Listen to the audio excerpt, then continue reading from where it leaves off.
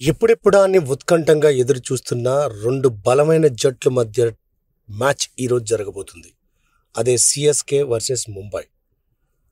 Title ఫేవరెట్గా వచ్చిన ఈ రెండు టీంలు మొదట్లో ముంబై తడబడి మొదటి 3 మ్యాచ్లు ఓడిపోయి అభిమానుల్ని నిరాశకు గురిచేసి హార్దిక్ పాండ్యాని ట్రోల్ చేసే విధంగా వెళ్ళింది. కానీ మరలా పుంజుకొని గత 2 మ్యాచ్ల్లో గెలిచింది. ఆడిన 5 మ్యాచ్ల్లో 3 ఓడిపోయి 2 గెలిచి 4 పాయింట్లతో ముందుకు వస్తుంది.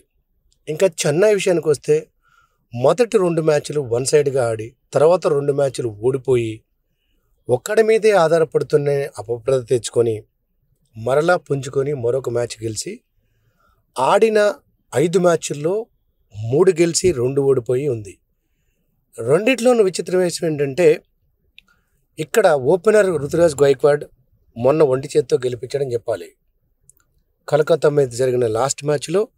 ఎందుకంటే కలకత్తా టేబుల్లో రెండో స్థానంలో ఉండి దుర్భేద్యంగా బౌలింగ్లోను బ్యాటింగ్లోను చాలా స్ట్రాంగ్ టీంను కూడా అలవోలకగా గెలిచిందని చెప్పొచ్చు.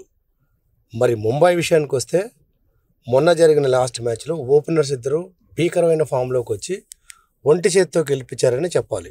సో రెండు టీముల్లోనూ బలాలుగా చూస్తే ఇద్దరు ఓపెనర్సు ఫామ్లోకి రావటం చాలా గొప్ప విషయం.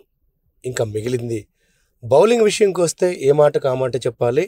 ముంబై బౌలింగే స్ట్రాంగ్ అని చెప్పాలి. ఎందుకంటే బుమ్రా కానీ మిగతా ఏ బౌలర్స్ తీసుకున్నా చెన్నైకి వచ్చి బౌలర్స్ పెద్ద స్ట్రాంగ్గా లేకపోయినా ఏ బౌలర్ని ఎప్పుడు వాడాలి, ఫీల్డింగ్ ఎలా పెట్టాలి, కెప్టెన్గా ధోని లేకున్నా గ్రౌండ్లో ఉండటం వల్ల అది వేణుగుల బలం. అంటే ఎట్టి పరిస్థితుల్లోనూ ప్రత్యర్థులకి ఛాయిస్ ఇచ్చే అవకాశమే లేదు.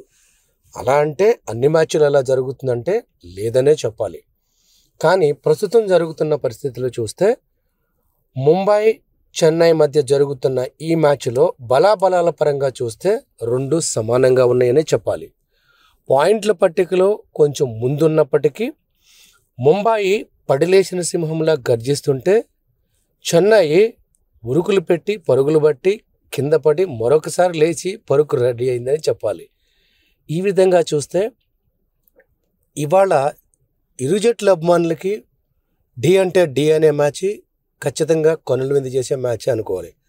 మరి ఈ రసవత్తర పోరులో ఎవరు గెలుస్తారని మనం అనుకుంటున్నామంటే ఎక్కువ శాతం మంది చెప్పేది చెన్నైయే ఫేవరెట్ అంటారు. కానీ ముంబైని కూడా తక్కువ అంచనా టేకలేదు. సో మన వాహిని తరపు నుంచి మన ప్రెడిక్షన్ ప్రకారం అయితే ఆల్రెడీ 2 దెబ్బలు తిని మేలుకున్నారు కాబట్టి చెన్నై, ఎందుకంటే చెన్నై ముంబైతో ఎప్పుడు ఆడినా సర్వశక్తులు ఒడ్డుతుంది కాబట్టి చెన్నైని మనం ఫేవరెట్ అనుకుందాం. మరి ఏం జరుగుతుందో తెలుసుకోవాలంటే సాయంత్రం వరకు ఆగాల్సిందే. సో ఒక అద్భుతమైన మ్యాచ్ని చూడబోతున్నాం. ఎప్పటికెప్పుడు అప్డేట్ చేస్తూ మీతో ఉండబోతుంది మన వాహిని డైలీ.